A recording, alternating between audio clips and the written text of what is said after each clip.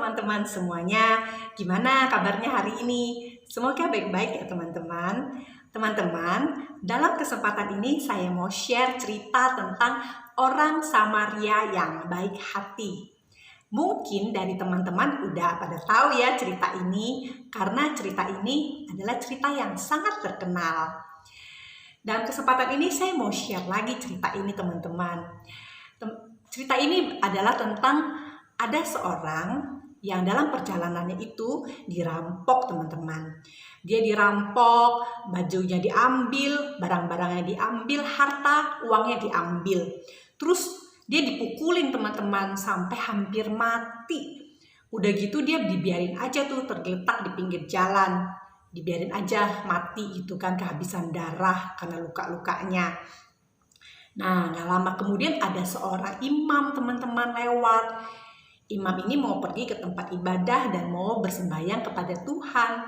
Imam ini melihat orang Samaria, melihat orang ini terbaring di pinggir jalan hampir mati, atau mungkin udah mati kali ya pikir imam ini ya. Terus imam ini nggak mau nolong. Mungkin alasan dia nggak mau nolong ini adalah karena dia dilarang untuk menyentuh mayat. Karena mayat itu adalah sesuatu yang tidak kudus atau pamali bagi seorang imam. Kalau seorang imam menyentuh mayat, itu dia bisa menjadi tidak kudus dan tidak layak untuk beribadah kepada Tuhan di tempat ibadah. Jadi ini imam jalan terus teman-teman, dia cuekin tuh orang yang lagi di pinggir jalan itu. Setelah dia itu ada seorang Lewi teman-teman yang lewat. Nah orang Lewi ini, waduh ini orang kalau saya nolong dia, saya tuh bakal terlambat nih ke tempat ibadah. Saya bakal telat sembahyang di tempat ibadah saya.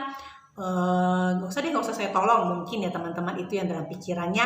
Sehingga ini orang Lewi nggak nolongin orang ini. Dia jalan terus dan biarin tuh orang hampir mati di pinggir jalan.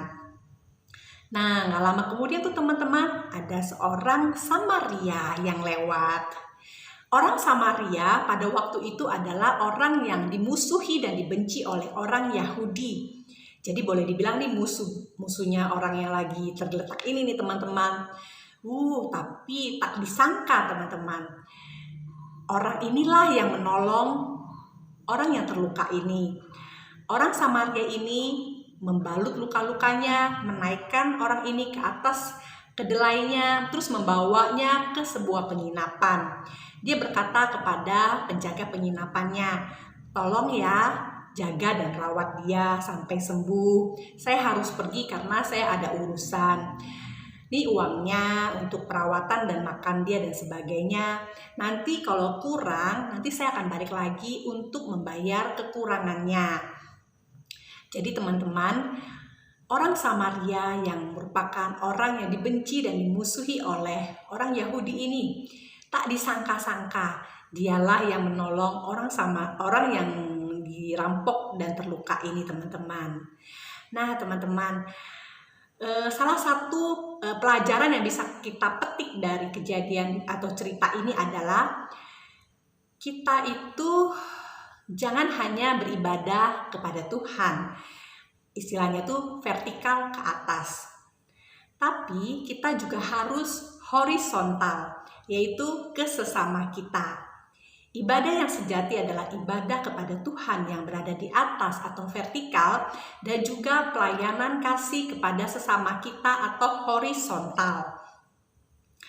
Jadi teman-teman, semoga kita semua tidak menjadi seperti imam atau orang Lewi itu, yang karena alasan ibadahnya, karena alasan sembayangnya, dia tidak menolong orang yang memerlukan pertolongan yang ditemuinya dalam hidupnya. Mari kita sama-sama belajar dan berusaha untuk menjadi orang Samaria yang baik hati ini. Orang Samaria yang baik hati ini adalah orang yang luar biasa menurut saya teman-teman. Pertama, dia mau menolong orang yang boleh dibilang itu orang Yahudi yang membenci dan memusuhi dia. Dia berbuat kasih tanpa melihat suku dan perbedaannya. Dia melakukan belas kasih itu tanpa memandang bulu, teman-teman. Dan orang inilah yang menurut Tuhan adalah orang yang paling oke gitu, teman-teman ya. Dibanding dengan imam, dibanding dengan orang Lewi, orang Samaria yang baik hati inilah orang yang di mata Tuhan adalah orang yang baik dan benar dan melakukan sesuatu yang berkenan dan menyenangkan hati Tuhan, teman-teman. Sedangkan imam dan Lewi itu dianggap di mata Tuhan itu bukan yang baik dan benar. Begitu, teman-teman. Jadi ibadah kita harus seimbang kepada Tuhan vertikal dan kepada sesama kita yaitu horizontal. Begitu, teman-teman, sharing cerita mengenai orang Samaria yang baik hati yang bisa saya share dalam kesempatan ini. Semoga bermanfaat ya, teman-teman. Terima kasih banyak sudah menonton. Sampai jumpa lagi. Dadah.